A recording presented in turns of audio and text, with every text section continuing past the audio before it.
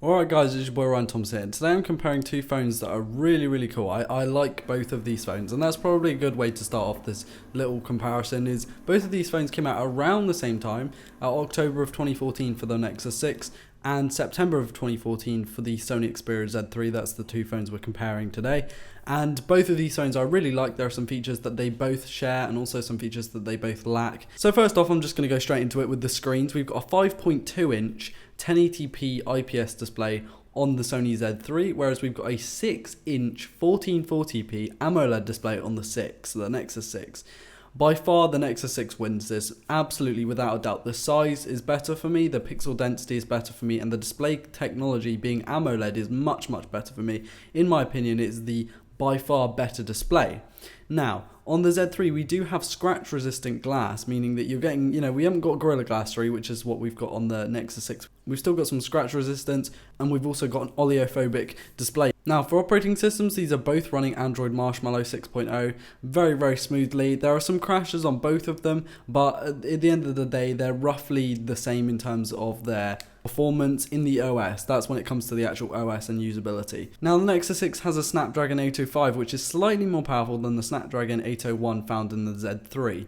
I'm going to go over and say that both of these are very high performing CPUs for the time, and they're both doing really well. Even today, they've aged quite well, but overall I'd say that you're getting a little bit better performance out of the Nexus 6. Now, for memory and storage, this is where things get a little bit more interesting, because on the Nexus 6 you have 3GB of RAM and either a 32 or 64GB configuration onboard storage, but no SD card slot. Whereas on the Z3 you have 3GB of RAM again, but you only have a 16GB or 32GB onboard configuration, and then you can expand with micro SD storage up to 256GB.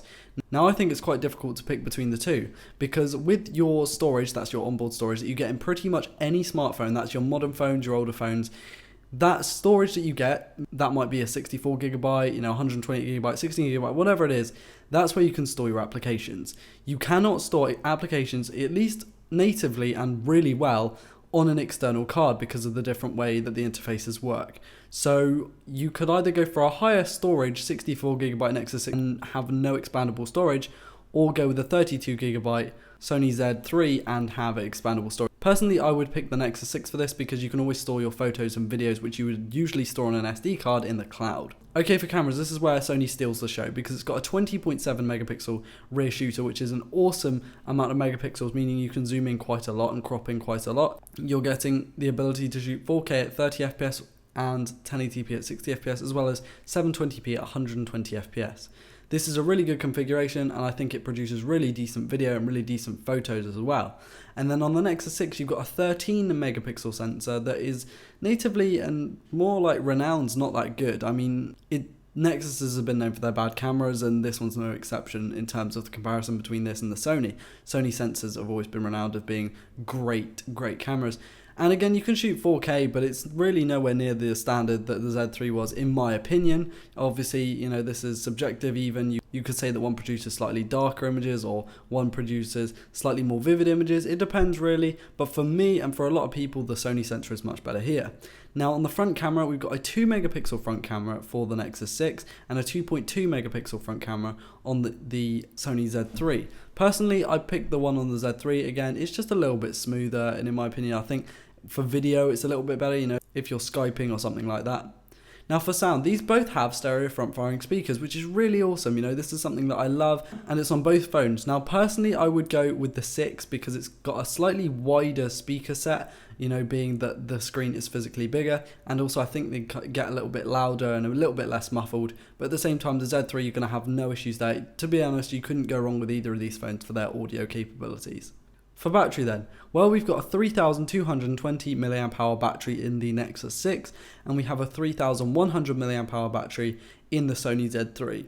Personally, for battery life, I would go with the Nexus 6, not only because it's got a larger battery, but for me, it kind of works better with AMOLED, meaning that you can just set everything to black and it saves a lot of battery life. Again, I've gone over this in previous other videos.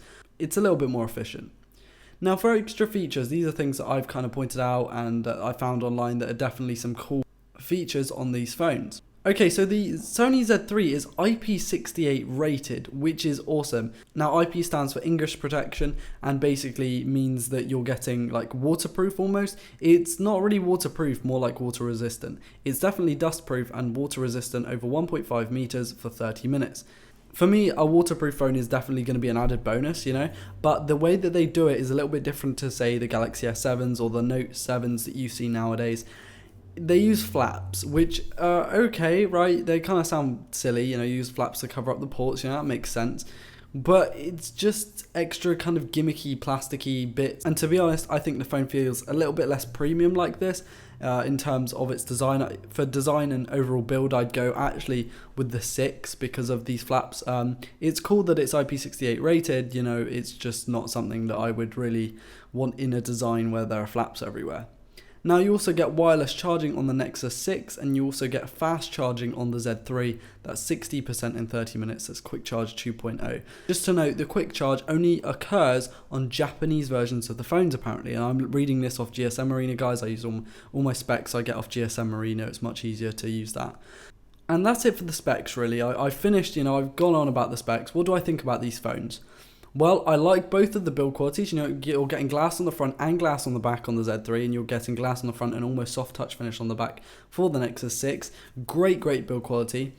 You've got metal rails around the outside of the Z3 and the Nexus 6. I really do like the way that they've implemented, you know, the glass and then also the soft touch. Now for ergonomics, I would say the Nexus 6 is a little bit better. Obviously it's a bit bigger in the hand, but it's the way that it's got a curved back and it's slightly rubbery finish to it compared to the Z3's arguably slipperier design, yet quite its smaller size.